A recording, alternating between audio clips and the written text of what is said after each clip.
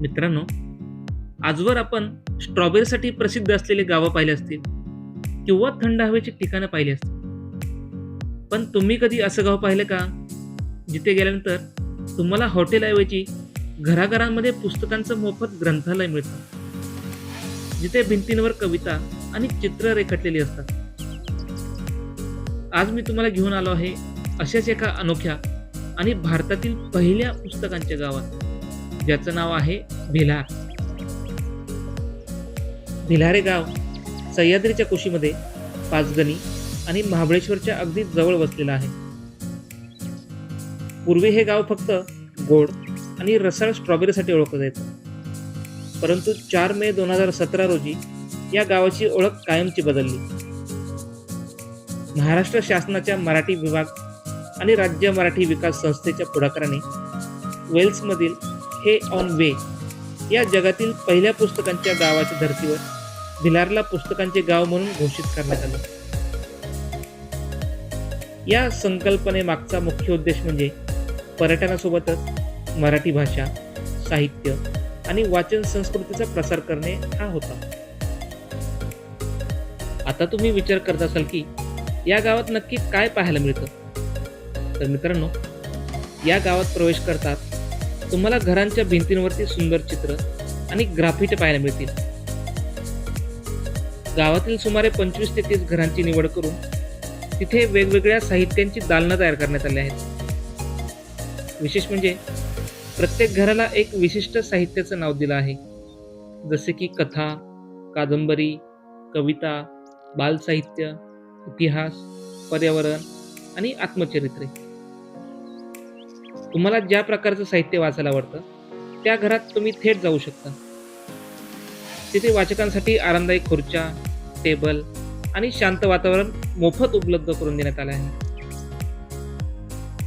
निसर्गाच्या सानिध्यात थंड हवेमध्ये चहाचा आस्वाद घेत पुस्तक वाचण्याचा आनंद इथे काही वेगळाच असतो. विशेष म्हणजे इथे कुठल्याही घरात प्रवेश करण्यासाठी कोणाची परमिशन लागत नाही.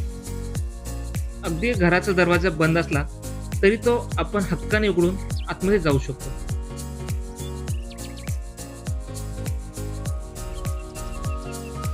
भिलार हे गाव केवळ पुस्तकांसाठी मर्यादित नाही, तर तुम्ही कुटुंबासह किंवा मित्रांसोबत येत असाल तर इथे तुम्हाला स्ट्रॉबेरीच्या शेतांना भेट देता येईल.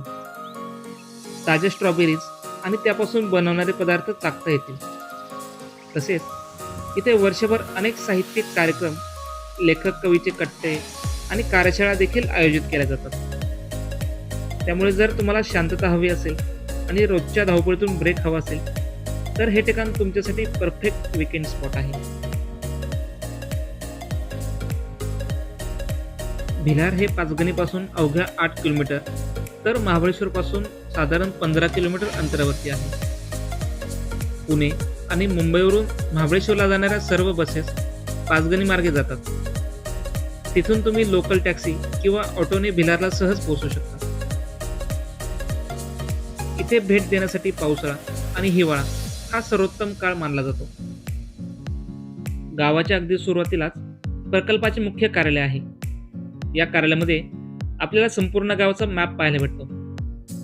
त्या मॅपमध्ये घरांची माहिती, हॉटेल्सची माहिती, आपण कुठे मुक्काम करू शकतो, कुठे खाऊ शकतो, कुठल्या घरामध्ये कुठलं साहित्य दालन आहे, या सर्वाची माहिती आपल्याला मिळू शकते. येथील उपस्थित कर्मचारी आपल्याला संपूर्ण प्रकल्पाची माहिती पुरवतात. या कार्यालयामध्ये विविध प्रकारचे पुस्तकांसोबतच काही पुस्तके विक्रीसाठी देखील उपलब्ध आहेत. तुम्ही तुमच्या आवडीनुसार त्यांची खरेदी करू शकता. आजच्या या डिजिटल युगामध्ये मुलांमध्ये वाचनाची आवड निर्माण होण्यासाठी त्यांना घेऊन तुम्ही इथे नक्की भेट द्यायला हवी. या मुख्य कार्यालयामध्ये या प्रकल्पाची सुरुवातीपासूनची शेवटपर्यंत माहिती आपल्याला व्हिडिओच्या स्वरूपात स्क्रीनवर पाहता येते.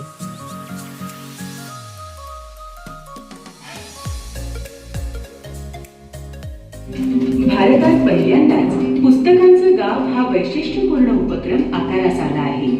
साहित्याची वाचन संस्कृतीची परंपरा लाभलेल्या महाराष्ट्रात उभारलेलं पुस्तक म्हणजे वाचन प्रेमींसाठी जणू पर्वणीच. निसर्गाच्या सानिध्यात आपल्या आवडत्या लेखकाच्या पुस्तकाचं रसग्रहण करणं यासारखा आनंद वेगळाच.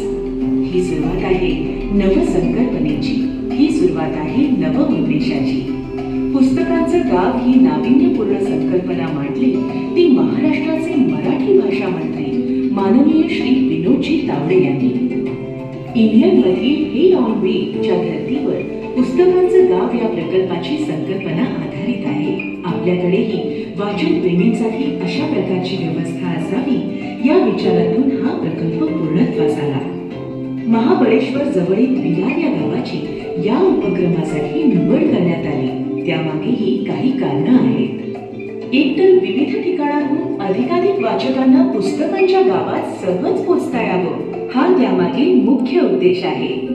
तसेच निसर्गरम्य वातावरणात वाचनाचा आनंद घेता यावा हा यामागील प्रयत्न आहे. विलारच्या ग्रामस्थांनी एकमताने या उपक्रमाला पाठिंबा दिला. एवढंच नाही तर त्यांनी स्वतःच्या राहत्या घरांचा काही भागही यासाठी उपलब्ध करून दिला. मराठी भाषेचं शब्द भांडार अथांग आहे. मराठी साहित्य संपदा लोकांपर्यंत प्रभावीरित्या पोचावी यासाठी विशेष समिती नेमण्यात आली. साहित्यप्रेमी, प्राध्यापक, शिक्षक, ग्रंथपाल आणि अन्य काही महत्त्वाच्या व्यक्तींचा या समितीत समावेश केला गेला. पुस्तकांच्या या पहिल्या गावात कोणते साहित्य प्रकार असावेत यावर सखोल अभ्यास झाला. बदलापूरमधील ग्रंथसखा संस्थेचे सर्वेसर्वा माननीय श्री श्याम जोशी यांनी या कामी विशेष योगदान दिले. पुस्तकांचं गाव या उपक्रमासाठी विलार येथील 25 जागांची निवड करण्यात आली. त्या प्रत्येक जागेसाठी ठराविक संकल्पना ठरवण्यात आली. त्यानुसार पुस्तकांची विभागणी आणि वाटप झालं. चरित्र, कादंबरी, कथा, कविता, बालसाहित्य, विज्ञान, क्रीडा अशा विविध साहित्य प्रकारांचा त्यात समावेश आहे. प्रत्येक संकल्पनेशी सुसंगत अशी अनुरूप चित्रे, कलाकृती यांनी ही घरं आणि जागा सजवण्यात आल्या आहेत. ठाण्यातील स्वत्व या संस्थेचे स्वयंसेवक आणि काही कलाकार अशा 100 जणांनी मिळून अवघ्या 3 दिवसात 66,000 चौरस फूट भिंतींवर विविध साहित्य प्रकारांना सुसंगत अशी चित्रे आणि कलाकृती रेखाटल्या. हा एक वेगळाच विक्रम आहे. निसर्गाच्या कुशीत बसलेलं, स्ट्रॉबेरीसाठी नावाजलेलं विलार आता साहित्याचं नवं वारं वाहण्यासाठी सज्ज आहे. महाराष्ट्र शासनाच्या प्रयत्नाने उभारलेल्या या पुस्तकांच्या गावात आपल्या सर्वांचे सहर्ष स्वागत. कलेच्या सागरात पुस्तकांची ही अनोखी नाव. नक्की भेटायला या. वाट पाहताय तुमची भिलार गाव. तुमचं पुस्तकांचं गाव, तुमचं पुस्तकांचं गाव. तर मित्रांनो, तुम्हाला भिलार गावाची ही माहिती कशी वाटली हे कमेंट सेक्शनमध्ये नक्की सांगा. आणि हा व्हिडिओ तुम्हाला आवडला असेल तर याला लाईक करा, सबस्क्राईब करा आणि तुमच्या वाचक मित्रांसोबत शेअर देखील करा. थँक्यू.